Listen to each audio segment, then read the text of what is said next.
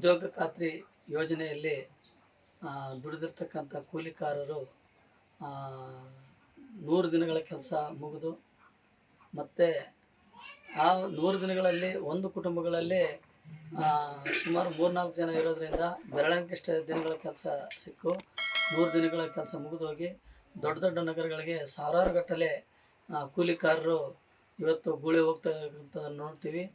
ಇವತ್ತು ರಾಜ್ಯ ಸರ್ಕಾರ ಕೇಂದ್ರ ಸರ್ಕಾರಕ್ಕೆ ಬರಗಾಲ, ವಿಪರೀತ ಬರಗಾಲ ಇದೆ ಕರ್ನಾಟಕ ರಾಜ್ಯ ಅಂಥೇಳಿ ಬರಗಾಲ ಅಂತ ಘೋಷಣೆ ಮಾಡಬೇಕು, 150 ದಿನ ಕೆಲಸ ಕೊಡಬೇಕು ಅಂಥೇಳಿ ವರದಿಯನ್ನು ಕೇಂದ್ರ ಸರ್ಕಾರಕ್ಕೆ ಸಲ್ಲಿಸಿದ್ರು ಕೂಡ ಇವತ್ತು 150 ದಿನಗಳ ಕೆಲಸ ಕೊಡೋಕ್ಕಾಗಲಿಲ್ಲ. ಮತ್ತು ಉದ್ಯೋಗ ಖಾತ್ರಿಯಲ್ಲಿ ದುಡಿದಿರ್ತಕ್ಕಂಥವ್ರಿಗೆ 150 ದಿನಗಳ ಕೆಲಸ ಕೊಡಲಿಲ್ಲ.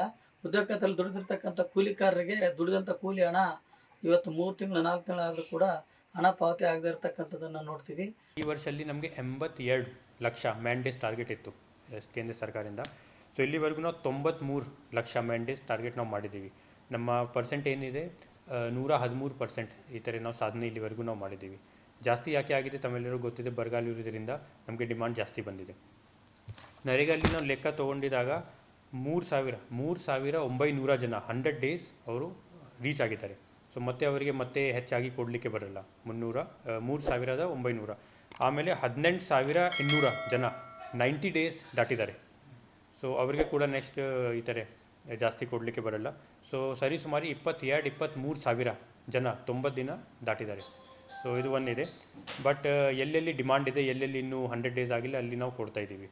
15 to 16 ಮಾರ್ಚ್ ಲಾಸ್ಟ್ ಡೇಟ್ ಇದೆ. ಬಿಕಾಸ್ ಅದು ನಾವು 15 ಡೇಸ್ NMR ಜಾರಿ ಮಾಡಿ ಆಮೇಲೆ ಬಂದ್ ಮಾಡ್ತೀವಿ. ಏಪ್ರಿಲ್ 1ಇಂದ ಮುಂದಿನ ವರ್ಷಕ್ಕೆ ನಾವು ಕೆಲಸ ಸ್ಟಾರ್ಟ್ ಮಾಡ್ತೀವಿ. ಮುಂದಿನ ವರ್ಷದಲ್ಲಿ ನಮಗೆ ಟಾರ್ಗೆಟ್ ಬಂದಿರೋದು 85 ಲಕ್ಷ ಮ್ಯಾಂಡೇಸ್ ಟಾರ್ಗೆಟ್ ಬಂದಿದೆ. ಅದು ನಾವು 1 ಏಪ್ರಿಲಿಂದ ಬೇಡಿಕೆ ಪ್ರಕಾರ ಫಾರ್ಮ್ 6 ತೊಗೊಂಡು ನಾವು ಕೆಲಸ ಕೊಡ್ತೇವೆ. ಹಾಂ, ಸೊ ನಮ್ಮ ಜಿಲ್ಲೆಯಲ್ಲಿ ಏನಿದೆ, ಮಹಿಳೆಯರಿಗೆ 53% ಮಹಿಳೆಯರು ಭಾಗವಹಿಸಿದ್ದಾರೆ ನಮ್ಮ ಜಿಲ್ಲೆಯಲ್ಲಿ ನರೇಗಾ ಕೆಲಸದಲ್ಲಿ. ಆಮೇಲೆ ಸುಮಾರು 18% SC ಜನ ಕೂಡ ಪಾರ್ಟಿಸಿಪೇಟ್ ಮಾಡಿದ್ದಾರೆ. ನಮ್ಮ ಗುರಿ ಏನು ನಾವು ಇಟ್ಕೊಂಡಿದ್ದೀವಿ, ಈ ವರ್ಷದಲ್ಲಿ ಮಿನಿಮಮ್ 55%, ಟಾರ್ಗೆಟ್ 60 ಇಟ್ಕೊಂಡಿದ್ದೀವಿ, ಮಿನಿಮಮ್ 55% ಮಹಿಳೆಯರಿಗೆ ನಾವು ಕೆಲಸ ಕೊಟ್ಟು ಆ ಟಾರ್ಗೆಟ್ ಇಟ್ಕೊಂಡಿದ್ದೀವಿ. ಈ ವರ್ಷದಲ್ಲಿ ನಾವು ಆ್ಯಕ್ಷನ್ ಪ್ಲ್ಯಾನ್ ಮಾಡಿದಾಗ ವೈಯಕ್ತಿಕ ಕೆಲಸಕ್ಕೆ ಆಮೇಲೆ ನೇರವಾಗಿ ರೈತರಿಗೆ ಕೊಡಲಿಕ್ಕೆ ವ್ಯವಸ್ಥೆ ನಾವು ಮಾಡಿದ್ದೀವಿ. ಈ ಥರ ಎರಡು ರೀತಿಯಲ್ಲಿ ಪ್ಲ್ಯಾನ್ ಮಾಡಿದ್ದೀವಿ. ನಮ್ಮ ಅಗ್ರಿಕಲ್ಚರ್ ಡಿಪಾರ್ಟ್ಮೆಂಟಿಂದ ಒಂದು ಮಾಹಿತಿ ತೊಗೊಂಡಿದ್ದೀವಿ, ಎಷ್ಟು ಜನ ಲ್ಯಾಂಡ್ಲೆಸ್ ಇದ್ದಾರೆ, ಎಷ್ಟು ಜನ ಸಣ್ಣ ರೈತರಿದ್ದಾರೆ, ಆ ಮಾಹಿತಿ ಇಟ್ಕೊಂಡು ಅವರಿಗೆ ನಾವು ಫಸ್ಟ್ ಪ್ರಯಾರಿಟಿಯಲ್ಲಿ ಆ್ಯಕ್ಷನ್ ಪ್ಲ್ಯಾನಲ್ಲಿ ಸೇರಿದ್ದೀವಿ. ಬದು ನಿರ್ಮಾಣ, ಕೆರೆ ಡಿಸಿಲ್ಟಿಂಗ್ ಮತ್ತು ನಾಲಾ ಡಿಸಿಲ್ಟಿಂಗ್, ಆಮೇಲೆ ಕ್ಯಾಟಲ್ ಶೆಡ್, ಈ ಇಂಡಿವಿಜುವಲ್ ವರ್ಕ್ಸ್ ಏನಿದೆ ಅದು ಜಾಸ್ತಿ ನಾವು ಪ್ರಯಾರಿಟಿ ಕೊಟ್ಟಿದ್ದೀವಿ. ಇಂಡಿವಿಜುವಲ್ ಜೊತೆಗೆ ಕಮ್ಯುನಿಟಿ ವರ್ಕ್ಸಲ್ಲಿ ಕೆರೆ ಡಿಸಿಲ್ಟಿಂಗ್ ನಾವು ಸೈಂಟಿಫಿಕ್ ಆಗಿ ಮಾಡಲಿಕ್ಕೆ ಈ ಥರ ವ್ಯವಸ್ಥೆ ನಾವು ಮಾಡ್ತಾಯಿದ್ದೀವಿ.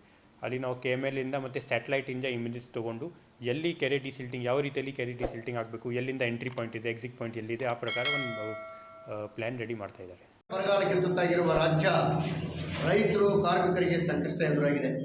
ಈಗಾಗಲೇ ಗ್ರಾಮ ಪಂಚಾಯಿತಿಗಳಲ್ಲಿ ಉದ್ಯೋಗ ಖಾತ್ರಿ ಯೋಜನೆಯಡಿಯಲ್ಲಿ ನೀಡುತ್ತಿರ್ತಕ್ಕಂಥ ಉದ್ಯೋಗದ ದಿನಗಳು ಮುಕ್ತಾಯ ಆಗಿವೆ ಅಂತೇಳಿ ಯಾರೂ ಕೂಡ ಉದ್ಯೋಗ ಕೊಡ್ತಾ ಇಲ್ಲ. ಇವತ್ತು ರಾಜ್ಯ ಸರ್ಕಾರ ದುಡಿಯುವ ಕೈಗಳಿಗೆ ಸ್ವಾಭಿಮಾನದ ಗ್ಯಾರಂಟಿ ಅಂತಕ್ಕಂಥ ಮಾತನ್ನು ಹೇಳಿದೆ. ಇವತ್ತು ಈ ರಾಜ್ಯದ ಮಾನ್ಯ ಮುಖ್ಯಮಂತ್ರಿಗಳಿಗೆ ನಾನು ಹೇಳಲಿಕ್ಕೆ ಬಯಸ್ತೇನೆ, ಉದ್ಯೋಗ ಖಾತ್ರಿಯ ದಿನಗಳನ್ನು ಹೆಚ್ಚು ಮಾಡಬೇಕು. ಇಲ್ಲಿಂದ ವಲಸೆ ಹೋಗೋದನ್ನು ನಿಲ್ಲಿಸಬೇಕಾಗಿದೆ. ಉದ್ಯೋಗ ಇಲ್ಲದೇ ಇದ್ದರೆ ಗ್ರಾಮೀಣ ಭಾಗದ ಜನ ಪಟ್ಟಣಕ್ಕೆ ವಲಸೆ ಹೋಗ್ತಾ ಇರೋದು ಸರ್ವೇಸಾಮಾನ್ಯ ಆಗಿದೆ. ಉದ್ಯೋಗ ಖಾತ್ರಿಯ ಉದ್ಯೋಗದಿಂದಾಗಿ ರೈತರು ತಮ್ಮ ಊರಲ್ಲಿ ಕೂಡ ಉದ್ಯೋಗ ಮಾಡ್ತಾ ಇದ್ದರು. ಆದರೆ ಈಗ ಗ್ರಾಮ ಪಂಚಾಯತ್ಗಳಲ್ಲಿ ಉದ್ಯೋಗ ನೀಡ್ತಾ ಇಲ್ಲ. ಸರ್ಕಾರ ಇದನ್ನು ಗಂಭೀರವಾಗಿ ಪರಿಗಣಿಸಬೇಕು.